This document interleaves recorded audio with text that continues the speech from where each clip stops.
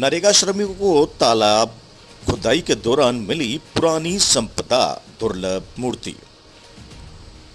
मांगरोल उपखंड क्षेत्र के गांव घूमरखेड़ी में नरेगा श्रमिकों को तालाब की मिट्टी खुदाई के दौरान एक दुर्लभ मूर्ति मिली, जिसको गांव वालों ने साफ सफाई कर तालाब की पाल के पास एक मंदिर में रख दिया। जब इसकी जानकारी प्रशासन को लगी तो उच्च अधिकारियों ने निर्देश पर सीसवाली थाना पुलिस मूर्ति को थाने लाई। फिलहाल मूर्ति को सीसवाली थाने में सुरक्षित रखवाया गया है। ग्रामीणों का कहना है कि इससे पहले भी ऐसी मूर्ति अंता के निकट बड़वा गांव के तालाब में भी मिली थी। अब ये जांच का विषय है कि आखिर दुर्लभ मूर्ति तालाबों में कहां से आई। मांगरोल 12 से कुलदीप सिंह सोलंकी की रिपोर्ट।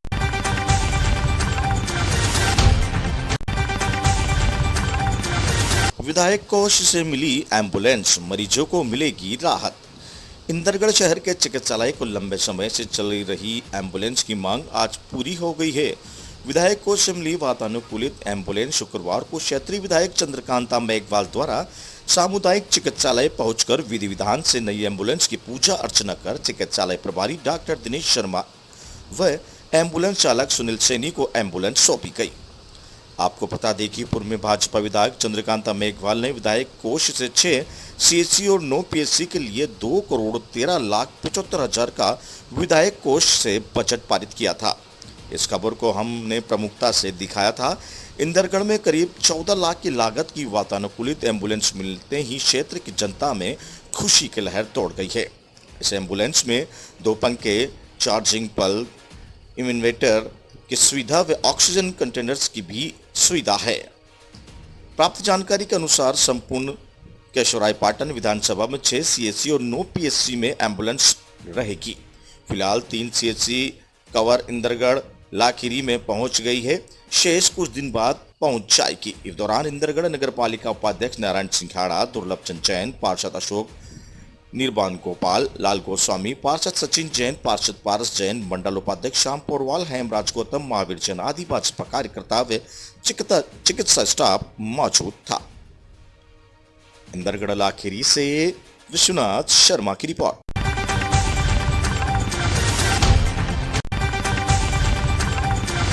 दो 200 जरूरतमंद बच्चों को पहनाही चप्पल। कोटा में न्यू रक्तदान महादान ग्रुप सेवा संस्थान के अध्यक्ष चेतन पांडे ने बताया कि जिन बच्चों के पांव में इस तपती धूप के अंदर चप्पल नहीं थी, संस्था के सदस्यों द्वारा उन बच्चों को चप्पल पहनाई गई। संस्था के द्वारा इस कार्य को अभियान स्वरूप चलाया जा रहा है। संस्था के द्वारा अभी तक 200 जरूरतमंद बच्चों को चप्पल पहनाई जा चुकी है। चप्पल पहनाने के बाद बच्चों के चेहरे पर मुस्कुराहट आई। संस्था के द्वारा विगत कई वर्षों से इस तरह के सामाजिक कार्य जन सहयोग के लिए किए जा रहे हैं। इस दौरान संस्था के सदस्य चेतन पांडे, रमेश गुप्ता, जगदीश गौतम, अनिल गुलवानी, राजवीर सेन, राजकुमार नागर, प्रवीण राठौड़, दीपक बागड़ी मौजूद रहे। कोटा से दुष्यंत सिंह गहलोत की रिपोर्ट।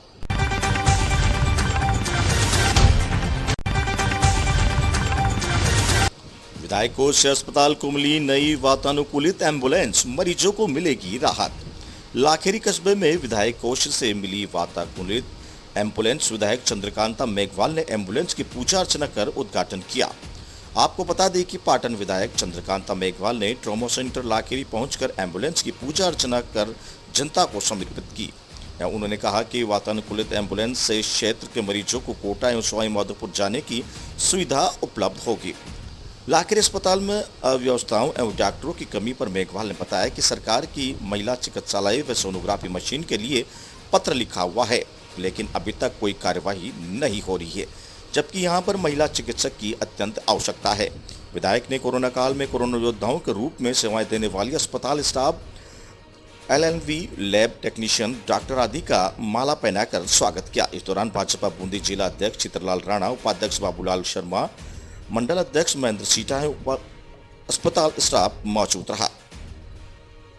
बूंदी से विश्वनाथ शर्मा की रिपोर्ट। देखिए, आज विधायक कोष से एक एम्बुलेंस की सौगात लाखेरी सीएचसी को मिली है और निश्चित तौर पर कोरोना काल में जो अव्यवस्थाएं थी उनको देखते हुए ये डिसीजन लिया गया है, क्योंकि हेल्थ में ही MLA फंड का पैसा देना था। निश्चित तौर पर लाखेरी की जनता को जो कोटा हॉस्पिटल के लिए हमारे बूंदी के लिए जाने के लिए जो परेशानी होती थी उससे निजात मिलेगी और साथ ही साथ कुछ कमियां हॉस्पिटल में है, जैसे सोनोग्राफी मशीन है, उसके लिए मैंने 1 साल पहले 9 लाख कुछ रुपए की सैंक्शन जारी करी थी।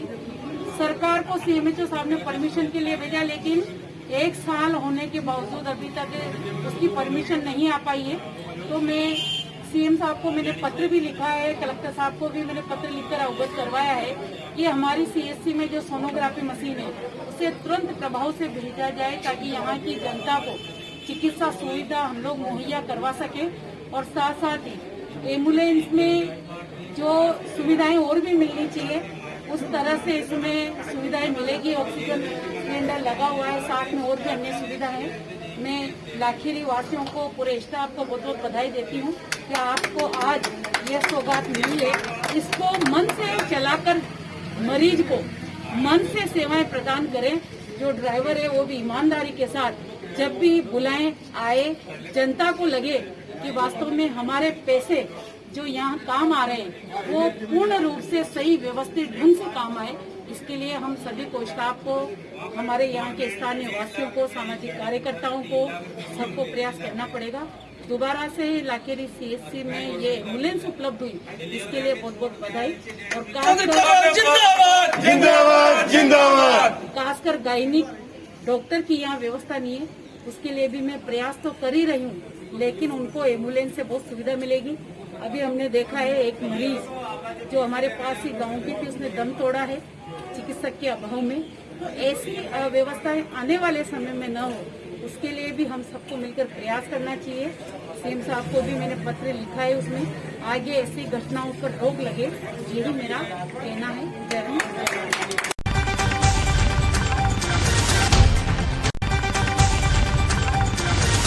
जब्तशुदा ट्रैक्टर की नहीं काटी जा रही रसीद, काश्तकार लगा रहे हैं अधिकारियों के चक्कर। किसान ने लगाए दलालों पर संपर्क करने के आरोप। बारां जिले के मांगरोल कस्बे में यहां क्षेत्र में एक काश्तकार ने प्रशासन पर परेशान करने का आरोप लगाया है। ग्राम कराड़िया निवासी काश्तकार बनवारी लाल सुमन ने बताया कि 15 जून को शाम के समय वे स्वयं ट्रैक्टर से चंदलाल पुत्र पुथालाल बैरवा निवासी कराड़िया के खेत पर हल्का मऊ में खेत से समतलीकरण में बची एक्स्ट्रा मिट्टी को बम्बोरी रोड से होते हुए मांगरोल स्थित अपने खेत डालने ले जा रहे थे कि रोड पर से जा रहे डीवाईएसपी साहब अंता ने ट्रैक्टर को पकड़ कर लिया और वहीं पुलिस थाना मांगरोल ले जाकर खड़ा करवा दिया। जब से हम पेनल्टी की रसीद कटवाने हेतु मांगरोल एवं माइनिंग विभाग के 12 के चक्कर लगा रहे हैं, लेकिन हमारी पेनल्टी की कोई भी रसीद नहीं काट रहा है, बल्कि ट्रैक्टरों को छुड़ाने के लिए दलालों द्वारा संपर्क साधा जा रहा है। इस समय खेती का सीजन है, यदि ट्रैक्टर सुपुर्द नहीं किया जाता है तो खेती में बड़ा नुकसान हो सकता है। किसी प्रकार का कोई अवैध खनन नहीं किया है। इस काम में मेरा परिवार कोसों दूर है, उसके बावजूद हम जुर्माना अदा करने को तैयार हैं। जबकि मांगरोल क्षेत्र के राजनेताओं की सरपरस्ती में रेती पत्थर का अवैध खनन धड़ल्ले से चल रहा है और पूरा जिला प्रशासन इसे एक मूक दर्शक बनकर देख रहा है और सकारण मौन है। मांगरोल से ब्यूरो रिपोर्ट कुलदीप सिंह के साथ। मामला क्या है? 15 अप्रैल को करीबन दिन के 3 से 4 बजे के बीच में एक रामकरण होमगार्ड है, उसके खेत में से समतलीकरण के बाद जो मिट्टी बची उसको उठा करके दूसरे खेत में ले जाके अपने खेत में ले जाके डालने के लिए ट्रैक्टर से ले जाया जा रहा था। बनवारी लाल सुमन के ट्रैक्टर के द्वारा रास्ते में बंगोली रोड पे डिप्टी साहब आ रहे थे, तो उन्होंने ट्रैक्टर पकड़ के और थाने के हवाले कर दिया और रात को 11:30 बजे उसी दिन FIR ऑनलाइन काट दी और माइंस डिपार्टमेंट को सूचित कर दिया।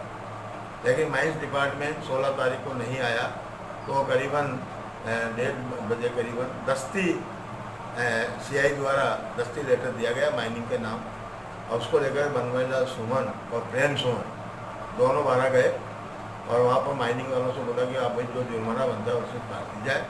तो उसने कहा कि मैं अभी आ रहा हूँ, आप चलो। और थोड़ी देर बाद उसका फ़ोन आया कि मैं सुबह आऊँगा। 16 तारीख को नहीं आया, 17 को नहीं आया, आज 18 तारीख हो गई।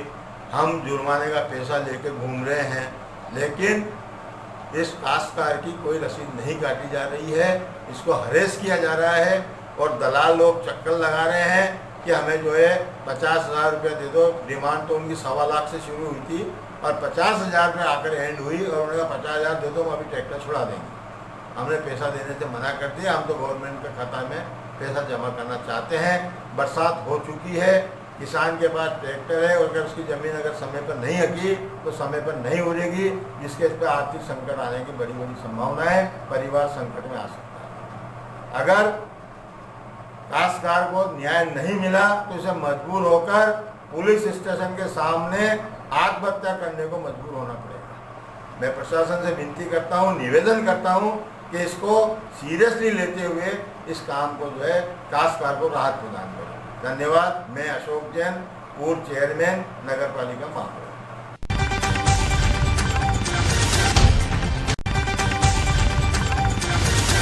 आंगनवाड़ी कार्यकर्ताओं को साड़ी एवं प्रशस्ति पत्र देकर किया सम्मानित। लाखेरी कस्बे में भाजपा मंडल द्वारा लोकसभा अध्यक्ष व सांसद ओम बिरला के द्वारा भेजे गए उपहार स्वरूप साड़ी व प्रशस्ति पत्र आंगनवाड़ी कार्यकर्ताओं को देकर सम्मानित किया। भाजपा जिला अध्यक्ष चित्रलाल राणा द्वारा आंगनबाड़ी कार्यकर्ताओं को साड़ी एवं प्रशस्ति पत्र देकर सम्मानित किया गया है।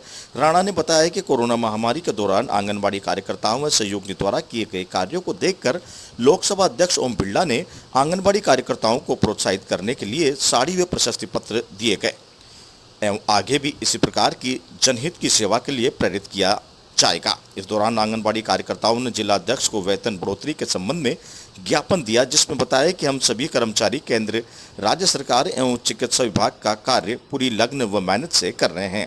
कोरोना काल में भी सभी प्रकार के कार्य अपनी जान जोखिम में डालकर किए, परंतु हमारा मानदेय न्यूनतम मजदूरी भी कम है, जो वर्तमान में पर्याप्त नहीं है। सरकार से मांग करते हैं कि हमारे मानदेय में बढ़ोतरी की जाए। इस कार्यक्रम में दौरान बूंदी भारतीय जनता पार्टी जिला अध्यक्ष चित्र राणा, उपाध्यक्ष बाबूलाल शर्मा, नगर भाजपा मंडल अध्यक्ष महेंद्र सीटा, अल्पसंख्यक प्रकोष्ठ के जिला अध्यक्ष अब्दुल सत्तार, एडवोकेट के साथ अनेक कार्यकर्ता उपस्थित रहे।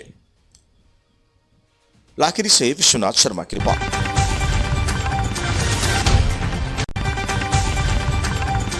गंदगी से हटा पड़ा खेल मैदान, ग्राम पंचायत नहीं दे रही है ध्यान।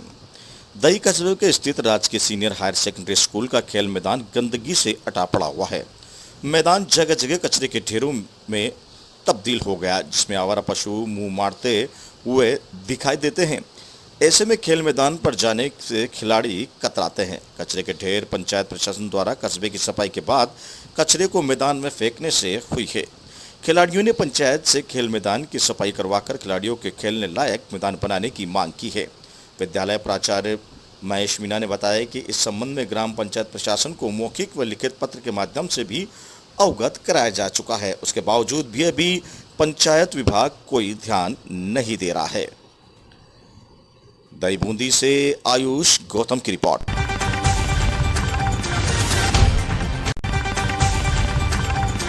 के साइलेंसर पर चला पुलिस का रोलर, फटाखा फोड़ने वाले साइलेंसरों पर होगी पाबंदी। साइलेंसरों से लैस सड़कों पर दौड़ते बुलेट पटाखों की आवाज बड़ी समस्या बन चुकी है। यह दिल रोगियों व कमजोर दिल वालों के लिए घातक साबित हो रही है। कानून की धज्जियां उड़ाते हुए बड़े लाइसेंसर बुलेट पर लगाकर रौब दिखा रहे हैं। साउंड पॉल्यूशन कम करने और कमजोर दिल वालों को इससे तकलीफ न हो, इस उद्देश्य से कल्याण पश्चिम की यातायात पुलिस ने पिछले 3 दिनों से मॉडिफाइड साइलेंसर वाले बुलेट का साइलेंसर निकालने का काम कर रही है। आपको बता दें कि कल्याण डोंबिवली शहर में बुलेट बाइक खरीदने के बाद उसके साइलेंसर को नवीनीकृत करके उसके अंदर फटाके जैसी आवाज निकालने का चलन युवाओं में बढ़ चढ़ रहा है। यह आवाज लोगों के कान को तकलीफ देती है। यही नहीं, कमजोर दिल वालों के लिए यह घातक भी साबित हो रही है। लगातार शिकायत मिलने के बाद कल्याण पश्चिम की यातायात पुलिस थाने के वरिष्ठ पुलिस निरीक्षक सुखदेव पाटिल अपने उच्च अधिकारियों के मार्गदर्शन में पिछले 3 दिनों से युद्ध स्तर पर कार्रवाई करते हुए 104 बुलेट बाइक के लाइसेंस साइलेंसर निकालकर उन पर रोलर चलवा दिया। कल्याण से सुनील शर्मा। गेल्या 3 दिवसापासून संपूर्ण आयुक्तालयामध्ये ब्लॅक फिल्म्स आणि मॉडिफाईड सायलेन्सर संदर्भातील कारवाई ही अचानकपणे आम्ही सुरू केलेली आहे। ही सरप्राईज कारवाई आहे। यामध्ये आता कोरोनाच्या पार्श्वभूमीवर बऱ्याच लोकांचे आरोग्याचे प्रश्न आहेत बऱ्याच लोकांचा निद्रानाश झालेला आहे, लहान मुलांच्या बाबतीतले प्रश्न आहेत, यांच्या आरोग्यावर विपरीत परिणाम या अशा स्वरूपाच्या मॉडिफाईड सायलेन्सरमुळे निश्चितपणे होतो आहे. हे बेकायदेशीर आहे आणि याच्यावर फक्त मोटर वाहन कायद्यान्वये कारवाई न करता हे सायलेन्सर काढून नष्ट केले पाहिजेत. या उद्देशाने एक प्रतिकात्मक कारवाई म्हणून आम्ही या ठिकाणी हे सर्व सायलेन्सर काढून ते नष्ट करत आहोत. भविष्यात यातून एक संदेश जाणं अत्यावश्यक आहे की मॉडिफाईड सायलेन्सरमुळे फक्त आजूबाजूच्या लोकांनाच नाही तर जे वृद्ध आहेत, जे बालक आहेत, त्यांच्या आरोग्यावर विपरीत परिणाम होत आहे आणि ते लावणं बेकायदेशीर आहे. त्याचा आर्थिक फटका तर तुम्हाला बसेलच, परंतु त्याचबरोबर एक समाजाचं नागरिक म्हणून सुद्धा आपलं कर्तव्य आहे की अशा स्वरूपाचे मॉडिफाईड सायलेन्सर नाही लावले पाहिजे. त्याप्रमाणे ज्या ब्लॅक फिल्म्स आहेत त्या ब्लॅक फिल्म्समध्ये बऱ्याचदा वाहनामध्ये बेकायदेशीर कृत्य होतात, ते दिसत नाहीत, चेकिंग करताना बऱ्याच अडचणी येतात. तर अशा स्वरूपाच्या ज्या अधिकृत वाहनं आहेत, ज्यांना अलाउड केलेली लिमिट्स आहेत, त्या लिमिट्समध्येच त्यांनी ब्लॅक फिल्म लावल्या पाहिजेत. त्याच्या व्यतिरिक्त जर लावलेलं असेल तर निश्चितपणे इथून पुढे सुद्धा त्यांच्यावर कारवाई होईल. आमच्या आयुक्तालयामध्ये साधारणतः 300 मॉडिफाईड सायलेन्सर असणाऱ्या वाहनांवर कारवाई झालेली आहे आणि 500 ब्लॅक फिल्म्स आतापर्यंत काढलेल्या आहे. त्यामध्ये सर्वाधिक कारवाई ही कल्याण शहरामध्ये झालेली आहे आणि अशा स्वरूपाची सरप्राईज कारवाई ही सातत्याने इथून पुढे सुरू राहील.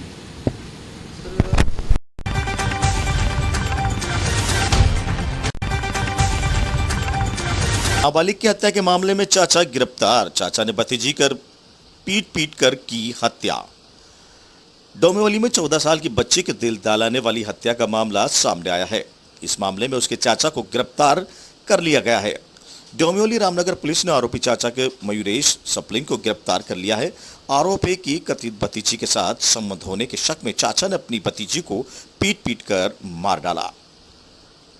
डोंबिवली के पूर्वी हिस्से में त्रिमूर्ति नगर इलाके में महेश व उसकी पत्नी आरती, वहीं रोशनी बेटी महेश के भाई आरोपी मयूरेश और कथित भतीजी शंकर है। मयूरेश को शंकर और रोशनी के बीच रिश्ते का शक था, जहां 17 जून की सुबह मयूरेश ने अपने भाई महेश से पूछा कि शंकर रोशनी के पास क्यों सो रहा है। रोशनी और शंकर में हालांकि आरोपों से साफ इनकार किया, लेकिन मयूरेश सुनने के मूड में नहीं था। सुबह करीब 7 बजे जब रिक्शा से घर लौटा तो उसके शंकर को पीटना शुरू कर दिया। इतना नहीं कि 14 साल की रोशनी को भी पीटा और घर के बाहर ले गया। दरवाजे से टकराने से रोशनी गंभीर रूप से घायल हो गई। रोशनी ने घायल होने के बाद उसकी मां और चाचा उसे अस्पताल ले गए। रोशनी को अस्पताल के इलाज के बाद घर लाया गया, वहीं फिर बेहोश हो गई। जब उसे डॉक्टरों के पास ले जाया गया तो डॉक्टर ने उसे मृत घोषित कर दिया। चाचा मयूरेश ने अपने भतीजी रोशनी को पीट कर मार डाला। हत्या के आरोप में चाचा मयूरेश को रामनगर पुलिस ने गिरफ्तार कर लिया। डोंबिवली से सुनील शर्मा की रिपोर्ट। सर काय सांगाल, आज रामनगर हद्दीतील एक हत्या झालेली आहे, काय माहिती आहे सर? काल डोंबिवली पोलीस ठाणे येथे एक गुन्हा दाखल झालेला आहे। 13 वर्षाची मुलगी त्याचा काका आई वडील यांच्यासमोर राहत होती। त्यांच्याकडे एक त्यांचा जवळचा लांबचा नातेवाईक जो आहे तो तिथे त्यांच्याकडे राहायला आला होता आणि त्याचे आणि तिचे संबंध असावे असे आरोपी मयूरेशाला वाटत होते। त्यामुळे त्याने बाहेर गेला सकाळी 7 वाजता आणि परत दारू वगैरे पिऊन आला तो। त्यानंतर त्याने त्या मुलाला आणि 13 वर्षाच्या मुलीला मारहाण केली, केस पकडून त्या खिडकीच्या ह्याच्यावर आपटलं आणि त्या दरम्यान ती जखमी झाली। नंतर तिला हॉस्पिटलमध्ये घेऊन गेले, ट्रीटमेंट करून परत आले, पण परत त्रास झाला, परत हॉस्पिटलमध्ये गेले तर डॉक्टरांनी डेथ बिफोर डिक्लेअर केलेलं आहे आणि त्यामध्ये ती मयत झाली। आम्ही यामध्ये गुन्हा दाखल केलेला आहे, मयूरेशला अटक केलेला आहे। आज त्याला कोर्टात हजर करत आहोत आणि पुढील तपास करत आहोत।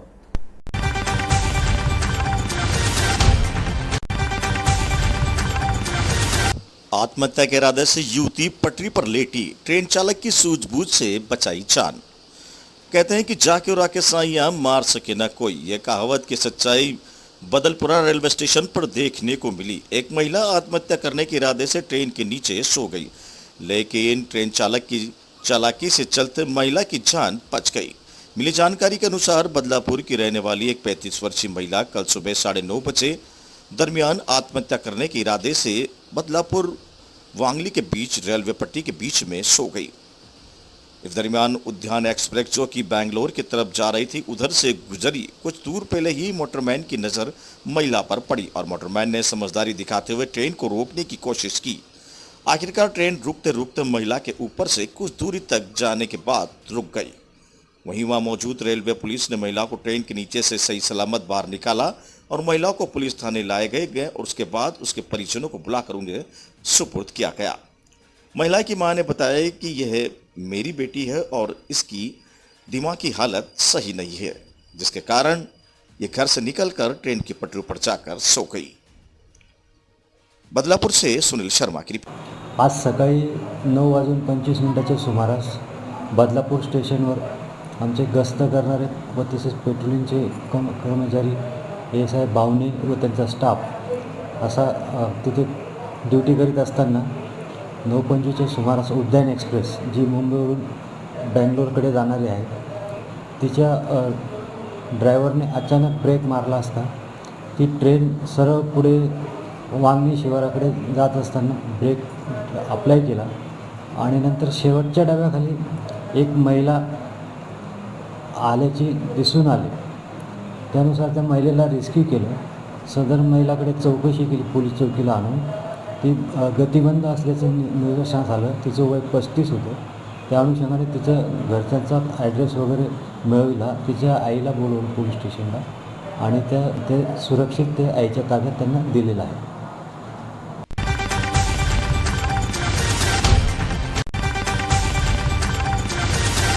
प्रेमी व दोस्त के साथ मिलकर पत्नी ने की पति की हत्या, शव को फेंका जंगल में। प्रेम प्रसंग के चलते पति को उतारा मौत के घाट।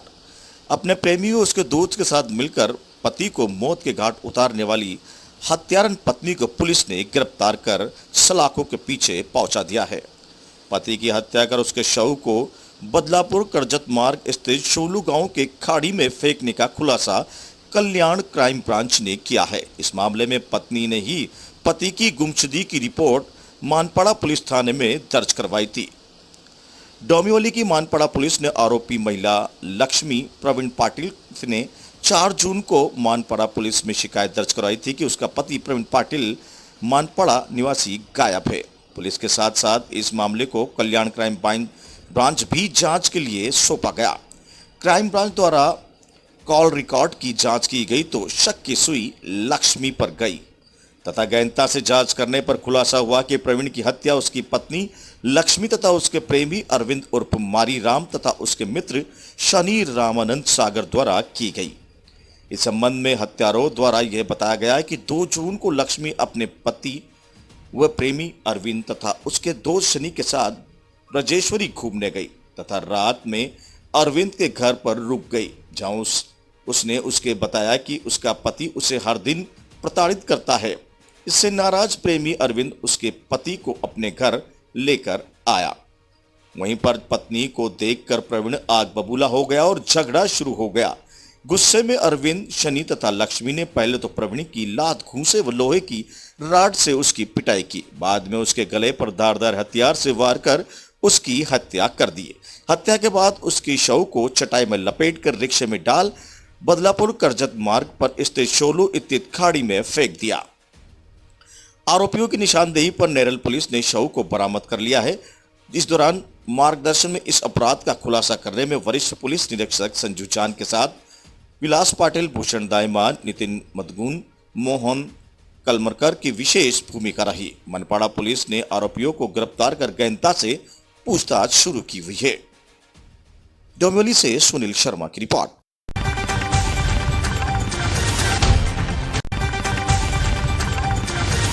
नवमनोनीत पार्षदों ने मुरारीलाल मीणा का जताया आभार।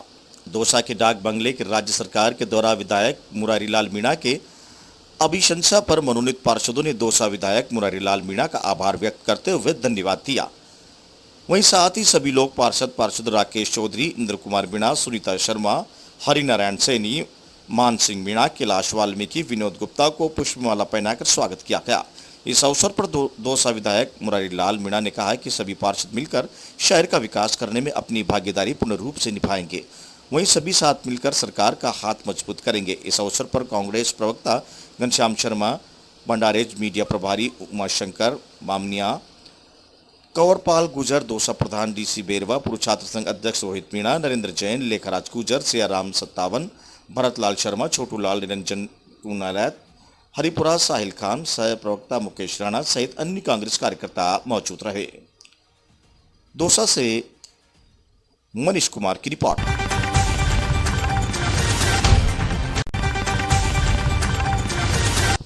राहुल गांधी के जन्मदिन पर हुआ आयोजन। एनएसयूआई द्वारा रन फॉर लंग्स दौड़ का आयोजन। महावीर गौशाला में गायों को खिलाया चारा। आवर में शनिवार को कांग्रेस के पूर्व राष्ट्रीय अध्यक्ष राहुल गांधी के जन्मदिवस पर प्रदेश एनएसयूआई राजस्थान के निर्देशानुसार भवानी मंडी एनएसयूआई ब्लॉक अध्यक्ष समकित जैन के नेतृत्व में रन फॉर लंग्स दौड़ का आयोजन किया गया। उसके बाद महावीर गौशाला में गायों को चारा खिलाया गया। इस दौरान ब्लॉक अध्यक्ष समकित जैन, युवा कांग्रेस अध्यक्ष कल्पेश कटारिया, मोहम्मद शोएब, अभिषेक बसेर, समीर मंसूरी, नोमान खान, राजेंद्र कहार आदि एनएसयूआई कार्यकर्ता उपस्थित रहे। आवर से मनोज जैन की रिपोर्ट।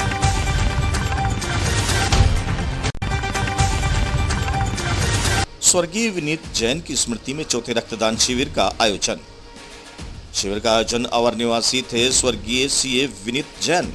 दोस्तों और परिजनों के सहयोग से चल रहा है शिविर। आवर निवासी युवा स्वर्गीय विनीत जैन सीए की स्मृति में जयपुर में चौथे रक्तदान शिविर का आयोजन किया गया।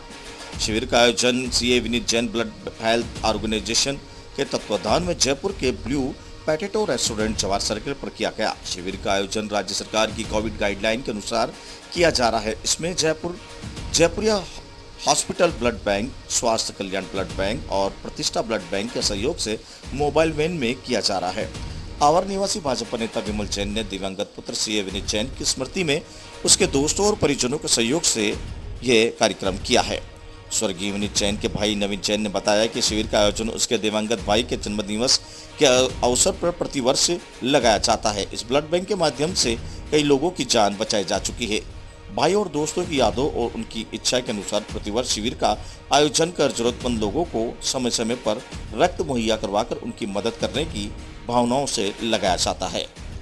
आवर से मनोज जैन की रिपोर्ट।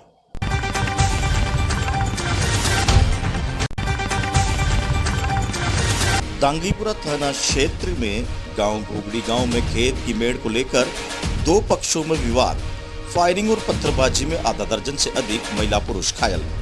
मनोर थाना क्षेत्र में शनिवार को जमीनी विवाद को लेकर दो पक्षों में फायरिंग हो गई। घटना में 3 लोग गंभीर घायल हो गए, जिन्हें मनोर थाना चिकित्सालय में प्राथमिक उपचार के बाद झालावाड़ रेफर कर दिया गया। वहीं दोनों पक्षों में हुए पथराव के आधा दर्जन अन्य महिला व पुरुष भी घायल हुए। मनोर थाना डीएसपी ने बताया कि दांगीपुरा थाना क्षेत्र के घोगड़ी गांव में दो पक्षों में कृषि भूमि मेड़ को लेकर लंबे समय से विवाद चल रहा था। इसी को लेकर आज दोनों पक्षों के आमने सामने हो गए और एक पक्ष ने 12 बोर की बंदूक से फायर कर दी, तो वहीं दूसरे पक्ष के लोगों ने भी पथराव किया। फायरिंग में 2 लोग शर्रे लगने से एवं पत्थरबाजी से गंभीर घायल हो गए, जिसने प्राथमिक उपचार के बाद झालावाड़ रेफर कर दिया गया। घटनास्थल पर हुए पथराव में आधा दर्जन अन्य महिला पुरुष भी घायल हो गए, जिन्हें मनोर थाना चिकित्सालय में भर्ती करवाया गया है। बहरहाल पुलिस ने दोनों पक्षों को लोगों के खिलाफ मामला दर्ज कर लिया है। वहीं गांव में अतिरिक्त पुलिस जाब्ता तैनात कर दिया है। दांगीपुरा मनोर थाना से ब्यूरो रिपोर्ट। क्या मामला था? यह जमीनी विवाद को लेकर इनकी पुरानी रंजिश थी। सुबह प्रोवोकेशन के ऊपर एक पक्ष ने पथराव कर दिया और दूसरे में उसके ऊपर रिपल्स करते हुए फायरिंग कर दी, जिसमें 2 इंजर्ड हो गए, उनको झालावाड़ रेफर कर दिया और दूसरे पक्ष में जिसमें एक पथराव से हुई थी उसमें भी झालावाड़ को रेफर कर दिया। दूसरे पक्ष के कितने घायल? एक पक्ष में 2 हैं जिसमें फायरिंग हुई है और दूसरे में 6 हैं।